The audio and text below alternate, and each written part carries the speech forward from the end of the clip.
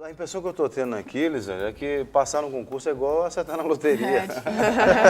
Nossa, os meninos Eu acho que o cara sofrem. jogar eu não sou a favor de jogar na loteria, mas se o cara jogar na loteria, acho que em termos de probabilidade ele acerta mais. Até ele tocou um assunto interessante, Jean. Inclusive, além disso tudo, a gente sabe que a Polícia Federal, Militar e Civil tem ido veementemente atrás de tudo isso. Mas o que acontece, professora?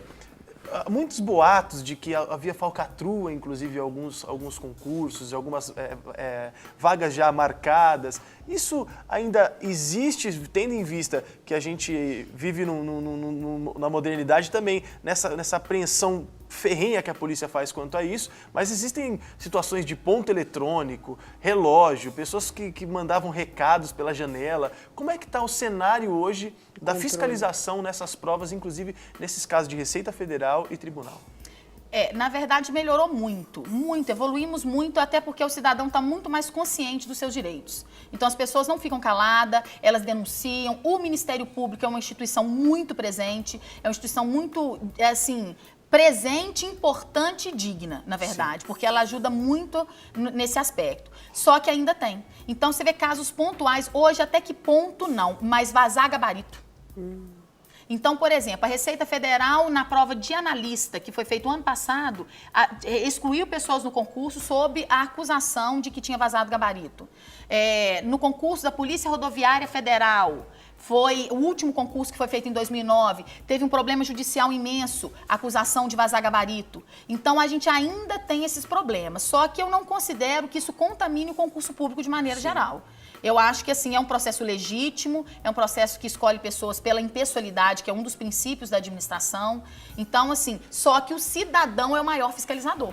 Então, se você percebe, por exemplo, movimentos estranhos no dia da prova, se você percebe que uma pessoa ela está usando um equipamento que o edital proibiu, então você tem que chamar o fiscal e registrar em ata. Olha, eu não concordo com essa situação, porque está acontecendo isso e o edital veda. Então a pessoa tem essa liberdade. Com certeza, e tem que registrar em ata. E se não registrar em ata, tem que fazer boletim de ocorrência. Agora, por exemplo, nesses casos onde há esse tipo de manipulação, falcatrua, e aí prejudica os concorrentes daquele concurso ali, a pessoa tem direito de fazer um outro concurso? Eu estou dizendo das vítimas, não estou dizendo do cara que promoveu a na falcatrua. verdade, aí depende do resultado disso tudo. Então, por exemplo, nós temos a questão do concurso da Receita, por exemplo, eles não anularam o concurso, eles excluíram a pessoa e não anularam o concurso. Obviamente, essa pessoa pode participar do concurso novamente. Agora, você imagina, o cara está fazendo um concurso para auditor da Receita, por exemplo, federal. Aí o cara já começa com falcatrua, dá para imaginar que fiscal auditorar, né? Que fiscal que esse cara vai ser? Vai ser um fiscal sem vergonha, né? Um fiscal corrupto, porque o cara já começa com corrupção. Eu concordo plenamente. E aí, eu vou acrescentar só um detalhe. Existem concursos que têm investigação de vida pregressa. Por isso, entre eles, a Receita. Então, ela faz essa verificação da vida pregressa, uma auditoria, e descobrem coisas que nem você se lembra mais. É uma coisa impressionante. Vão na sua escola É como de se ensino fosse infantil. uma investigação Puxa geral. a ficha, né? A ficha mesmo, não é simplesmente conduta, não, é tudo. E descobrem tudo. Se o cara teve o nome no SPC, pode pesar contra. Tem concurso que sim, tem concurso que não. Então, varia muito de um para o outro. Por isso que o candidato ele tem que verificar qual que é o perfil que ele se encaixa. Por exemplo, se o cara fazer um concurso para juiz, Central. não, para juiz, por exemplo, se ele tiver uma ocorrência na polícia, seja qual for, sei lá, bateu um carro e não pagou, ou ele agrediu alguém, ele certamente vai ser prejudicado lá na frente. Tem situações que sim, porque, na verdade, tem a questão da presunção de inocência. A pessoa é inocente até que prove o contrário. Então, depende do que tipo de ocorrência que tem. Agora, tem concursos um pouco mais rigorosos em aspectos atinentes a ele. Por exemplo, nome Serasa em SPC. Normalmente, concurso para o Banco Central não aceita. Olha só. Porque tem relação... Vocês estão entendendo? Então, eles costumam fazer essa investigação muito direcionada também ao tipo de atividade que a pessoa tem. É esse o raciocínio. Como que pode uma pessoa que já começa fraudando ser auditor fiscal da Receita Federal? Olha quantas fraudes muito maiores ela pode promover. Um contraste muito grande, exatamente. Né? Agora, tem muita gente de bem também fazendo, aliás, a maioria, vamos dizer, muita gente 99,9%. bem. Nossa, e tá muita fazendo. gente bem, o pessoal estudando muito E você bacana. recomenda realmente o cursinho? Qual a importância, além de recomendar, óbvio que você vai recomendar, mas qual a importância de você se preparar num cursinho para chegar no dia da prova? Porque há quem se prepare pessoalmente, sozinho, mas às vezes não tem alguns macetes, algumas coisas que sempre acontecem na prova. Até Explica psicologicamente Exato. também, né? Que é importante. É exatamente isso. A questão dos macetes de prova, o direcionamento da matéria que deve ser estudada, quais os pontos que mais caem, as questões de prova que são trabalhadas em sala e o próprio apoio do professor, porque eles se sentem muito seguros tendo o professor com que eles possam contar. São muitas dúvidas. A pessoa às vezes vai fazer cursinho e não sabe nem que concurso vai fazer. Então são muitas dúvidas. Então é por isso o apoio, o próprio curso, né, o apoio do próprio conversar com o pedagogo, com o coordenador do curso, alguém que no curso possa dar esse tipo de suporte. Tem até um telespectador, Marcos Soares, que quer fazer uma pergunta para você. Olá, Marcos. Oi, bom dia. Bom dia. Seja bem-vindo em nosso programa. É muito boa a sua participação. Pode ficar à vontade para perguntar. Muito obrigado. É que eu participei de um processo seletivo lá de Ibirité, fiz uma prova de concurso, né, de inclusão. Aí ontem eu estava olhando e o critério de desempate deles é a questão da idade. Só que acontece, pelo que eu vi, eu acho que era um dos caras mais novos que fez a prova. Isso é pertinente? Isso tem procedência? Isso é verdade? Se isso comete mesmo assim, tipo, isso favorece as pessoas mais velhas? Porque, na minha opinião, acho que uma pessoa mais nova tem mais flexibilidade para poder lidar com esse tipo de situação. Marcos, a professora vai responder a sua pergunta e você já ouve a resposta pela televisão. Só tá pergunta, Marcos, foi concurso para qual função? Eu fiz para inclusão social. E eu já trabalhei na escola, quando eu estudava, eu era monitor de um paciente especial, de um estudante, né? De um aluno especial, eu era monitor dele. E eu acho que hoje hoje eu fui convocado, eu vou ter que usar isso também como um critério a meu favor. Porque eu fui mais novo a fazer, então automaticamente, por eu ser mais novo, eu já fui eliminado, né? Mesmo tendo uma boa classificação. Maravilha. Se essa questão da idade for mesmo, tiver alguma influência. Sua dúvida será respondida pela doutora Elisângela, espero. Obrigado pela sua participação, viu? Valeu, obrigado. Bom Até dia mais. para vocês. Na verdade, o edital é que é a regra do concurso. Então, nós temos a lei antes do edital, porque a lei é mais importante. O edital, enquanto ato administrativo, ele é um ato administrativo que regulamenta todo o concurso. Então, essa questão de critério de desempate é o edital que vem trazendo. Eu tenho visto eles usarem muito, tem sido muito comum critério de idade para desempate. Particularmente, eu acho o critério de idade, ele é um critério legítimo para aquelas pessoas que são contempladas no Estatuto do Idoso. Aí sim, o Estatuto do Idoso, sem sombra de dúvida, é ele que prevalece porque ele é lei.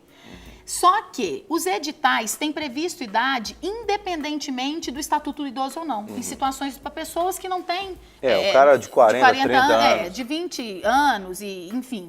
Mas não tenho visto também nenhum questionamento, nenhuma decisão jurisprudencial ou questão doutrinária que tenha alguma proibição em relação a isso.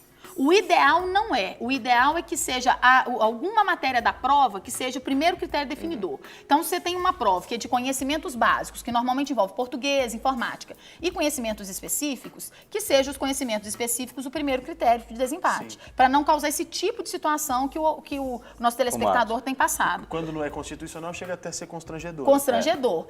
Pode-se questionar, mas eu não tenho nenhum amparo legal para falar com ele assim, é ilegal. Sim. Você tá Você entendendo? sabe se tem alguma jurisprudência que já... Não tem, assim, não tem nada em definitivo em relação a essa questão da idade. Poderia questionar? Sem dúvida, poderia questionar. O que você está falando na prática é o seguinte, se no edital do concurso que o Marcos fez estiver dizendo que a idade será o desempate, Exatamente. ele já perdeu, se ele é o mais novo, ele já perdeu. Exatamente. E não tem nada legalmente dizendo que não pode ser assim. Ele poderia até questionar, mas está dependendo muito de entendimento do juiz. Não tem nada assim que eu possa afirmar para ele, olha, questione judicialmente que você vai ser vitorioso. Aí eu Quer dizer, é um caso de jurisprudência, exatamente, de interpretação do juiz. Exatamente.